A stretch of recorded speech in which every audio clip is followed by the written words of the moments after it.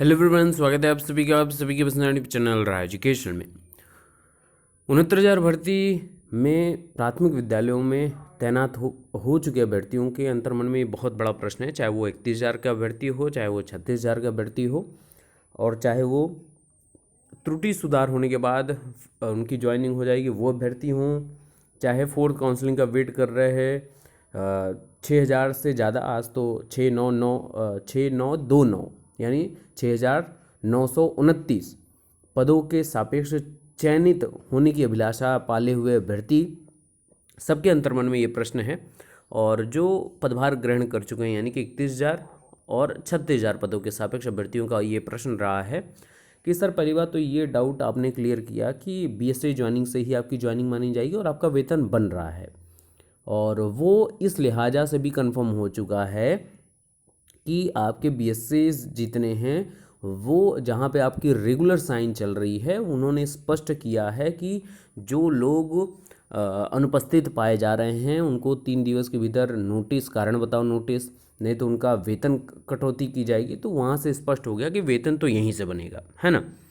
अब वेतन बनेगा तो वेतन दिया कैसे जाएगा, है ना। प्रत्येक दिन का आपकी सैलरी के हिसाब से देखा जाए तो 1,425 रुपये के आसपास आपका वेतन बन रहा है। बहुत ध्यान समझिएगा, 1,425 के आसपास आपका प्रत्येक दिन की सैलरी बन रही है एज अ प्राथमिक शिक्षक, जब से आपने ज्वाइन किया है ये पदभार। तो ये मिलेगा कैसे, और भी प्रश्न रहे हैं। और प्रश्न क्या रहे हैं कि प्राथमिक शिक्षक के वेतन में क्या क्या जुड़ता है, ये सबसे बड़ा प्रश्न था, है ना। तो पूरी सैलरी स्लिप आपको दिखाऊंगा एक प्राथमिक शिक्षक की, जिसमें एक एक चीज़ काउंट कैसे होता है वो बात करूंगा मैं। तो चलिए वीडियो शुरू करते हैं बिना किसी देरी के। तो मित्रों, ये है सैलरी स्लिप एक प्राथमिक शिक्षक की। यहाँ पर देखेंगे एम्प्लॉय का नाम है, उसी के नीचे लिखा हुआ है पोस्ट असिस्टेंट टीचर, ठीक है ना। फिर उसके नीचे आपका स्कूल का नाम है, डेट ऑफ बर्थ है, रिटायरमेंट डेट भी है। रिटायरमेंट डेट अभी आप जब मानव संपदा वाला फॉर्म भरेंगे ना, तो वहाँ पर सारी चीज़ें आपको समझ में आ जाएंगी कैसे होता है।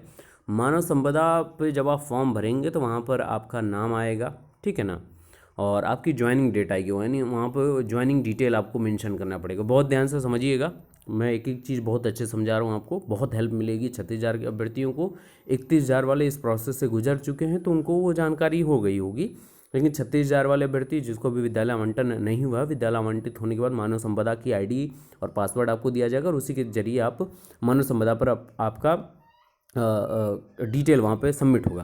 तो मानव संपदा पे क्या क्या डिटेल, आपकी ज्वाइनिंग डिटेल भरी जाएगी। ज्वाइनिंग डिटेल में आपका नाम रहेगा, और ज्वाइनिंग डेट वहाँ पे लिखना पड़ेगा बीएससी, आप जिस भी ज़िले के हैं। बीएससी जौनपुर में है तो बीएससी जौनपुर लिखेंगे, बीएससी वाराणसी हैं तो बीएससी वाराणसी लिखेंगे, बीएससी प्रयागराज हैं बीएससी प्रयागराज लिखेंगे, बीएससी चंदौली हैं बीएससी चंदौली लिखेंगे, बीएससी आगरा, बीएससी मथुरा, जिस भी ज़िले में आपकी ज्वाइनिंग बीएससी कार्यालय पर हुई है उस बीएससी का नाम यहाँ पर, नाम उस पद का लिखना है, ना कि बीएससी का नाम लिखना है, ठीक है ना।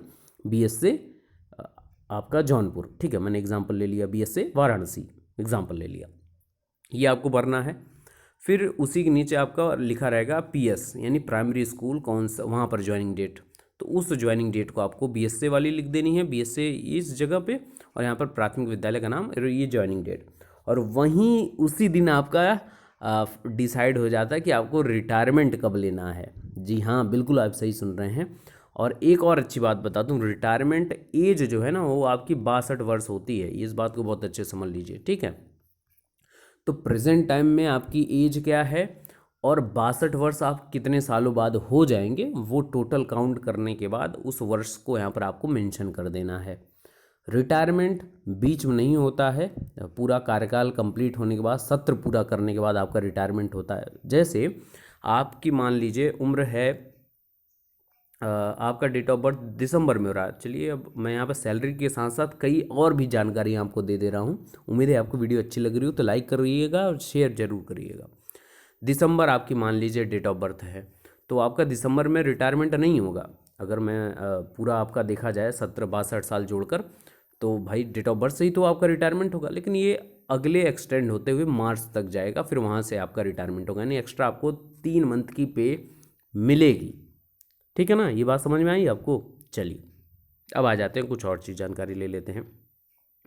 तो वहाँ पर आपकी डिटेल हो गई है, यहाँ पर हम सैलरी के ऊपर बातचीत करेंगे। तो सैलरी सबसे ज़्यादा प्रश्न पूछा गया सर, जब बीएससी ज्वाइनिंग हम लोग किए हैं और प्रत्येक दिन आपने बताया है कि 1425 रुपीज़ आपके बन रहे हैं, तो वो जो ये अभी बन रहा है ना, देखिए उम्मीद मैं एकदम स्पष्ट बता दूं कि जनवरी से आपकी सैलरी लग जाएगी। मंथली सैलरी की बात कर रहा हूँ, मंथली सैलरी। तो ये सैलरी क्या है, ये salary as a arrear add होती है। एरियर, एरियर क्या होता है सर, एरियर है, अगर यहाँ पे देखिए सैलरी स्लिप, इसी मैं आप इसीलिए आपको दिखा रहा हूँ, ये है बेसिक पे, नीचे लिखा हुआ है डीए, उसके नीचे लिखा हुआ है एचआरए यानी हाउस रेंट अलाउंस, और उसके चौथे नंबर पर लिखा हुआ है एरियर। थंबनेल में मैंने आपको दिखाया होगा, तो थंबनेल में मैंने एक चीज़ लिखी हुई थी, आपने पढ़ा होगा कि कौन कौन सी चीज़ें जुड़ने के बाद पूरी टोटल सैलरी बनती है। तो ये 4 प्रमुख चीज़ें हैं जो आपकी सैलरी के लिए इम्पॉर्टेंट हैं। उसके बाद फिर 2 चीज़ें आपकी कटौती होती है, एक होता है आपका एनपीएस, दूसरा होता है जीआईएस। ठीक है, बहुत ध्यान समझिएगा, आपको आज के बाद सैलरी पर वीडियो देखने की ज़रूरत ही नहीं पड़ेगी, उम्मीद इसकी है। बेसिक पे आपका 34,500 रहता है, यहाँ पे देखेंगे 36,500 मेंशन है। तो ये इंक्रीमेंट होने के बाद, यानी 2 साल की सेवा अवधि के बाद ये हुआ है। इंक्रीमेंट 2 बार होता है, बढ़ता है, जनवरी में बढ़ता है और एक जुलाई में बढ़ता है। और आप लोगों की ये रिक्रूटमेंट जो है दिसंबर तक कंप्लीट हो जा रहा है, तो बहुत अच्छी बात है कि आपका अगला जो इंक्रीमेंट है ना, वो जुलाई में ही लग जाएगा, बहुत जल्दी लग जाएगा, है ना। तो ये आपके लिए बहुत अच्छी बात है। तो अब जो 34,500 है, 35,400 या 35,600 जो भी है, अब वहाँ पर पहुँच जाएंगे जुलाई में ही। तो ये अच्छी बात है। चलिए बहरहाल इंपॉर्टेंट बात पे आ जाते, तो बेसिक पे आपको मान लीजिए 34,500 है। फिर इसका डीए, डीए आप अभी 17% काउंट हो रहा है, और उम्मीद है नए वर्ष से आपका 21% ये इंक्रीमेंट हो जाएगा। ठीक है ना, डाउन कर दिया गया था कोविड की वजह से, तब 21% हो जाएगा। तो डीए 21% यहाँ पे लगभग 6,000 से 7,000 के आसपास आपका डीए आ जाएगा। और एचआरए आपको 1,340 रुपये ही मैक्सिमम लोगों को मिलता है, क्योंकि अधिकतर लोगों की पोस्टिंग ग्रामीण क्षेत्र में होती है।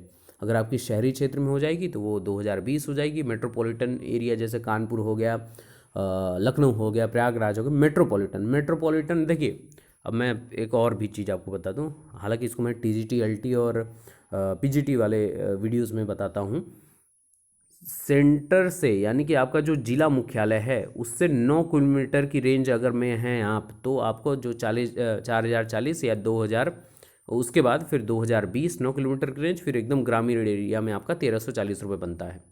बहुत अच्छे समझ लीजिए, ऐसे ही एचआरए दिया जाता है, क्योंकि जितना नज़दीक रहेंगे उतना ज़्यादा खर्चा रहेगा जिला मुख्यालय के आसपास, क्योंकि वो भाई डेवलप्ड पूरा एरिया है, तो एचआरए वहाँ पे महंगा होगा, हाउस रेंट वहाँ पे महंगा होगा, उसी हिसाब से आपकी सैलरी बदलती है एचआरए की वजह से। और देखिए यहाँ पर एचआरए 1,340 रुपये मेंशन है। एरियर की बात करूँ मैं, तो एरियर यहाँ पे देखिए कुछ नहीं है, लेकिन आपके लिए एरियर कब यहाँ पे देखिए लिखता, जब यहाँ इनसे कुछ दूसरा कार्य कराया जाता, एक्स्ट्रा कुछ चीज़ें इनको दे दी जाती, जैसे अब तो बंद हो गया है ना, नामांकन का काम अलग से कराना पड़ता है, जनगणना अलग से करनी पड़ती, बीएलओ की ड्यूटी अलग लगाई जाती, तो इन सभी चीज़ों में या कुछ और भी काम जो शिक्षण कार्य के इतर है, तो उसमें एरियर आपको ऐड ऑन हो जाता है, तो फिर वो ऐड होकर टोटल सैलरी उनकी बढ़ जाती है। आपका जो है बीएससी ज्वाइनिंग से विद्यालय ज्वाइनिंग तक जो आपका रहेगा प्रत्येक दिन 1,425 रुपये के हिसाब से, वो एरियर में ऐड होके आएगा। तो एरियर में कब ऐड होके आ जाएगा, क्या पहली सैलरी से? नहीं, लगभग जो मुझे अनुमानित लगता है कि सत्र के कंप्लीशन तक आपको मिल जाएगा, यानी कि होली पर आपको बोनस के रूप में एरियर आपको देखने को मिलेगा आपका।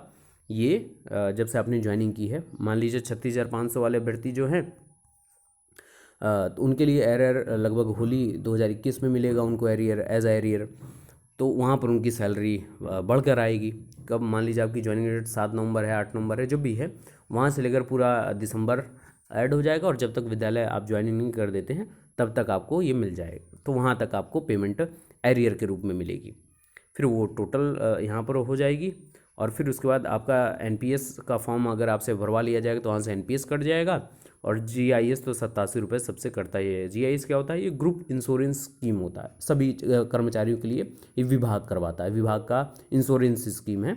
मान लीजिए आपको कोई क्षति हो जाती है दुर्घटनावश, भगवान ना करे, तो वहाँ पर ये 87 रुपये ही आपके लिए बहुत बड़ा कह सकते हैं इजाफा, या आपके लिए बहुत बड़ा उपहार के रूप में, या आपके परिवार के लिए बहुत बड़ा सपोर्ट के रूप में बहुत काम आ जाता है यही 87 रुपये। तो ये छोटी सी जानकारी रही है सैलरी स्लिप से, ताकि मैं कुछ बोलूँ या आपको कुछ बात करूँ तो आपको उस पर विश्वास ना करते हुए डायरेक्ट स्लिप से ही आपको सारी जानकारी हो जाएगी। उम्मीद है आपको ये वीडियो पसंद आई होगी, तो वीडियो को ज़्यादा से ज़्यादा शेयर करिएगा, और भी आपके कोई डाउट हों तो वो भी कमेंट कर दीजिएगा। Best of luck, thank you so much.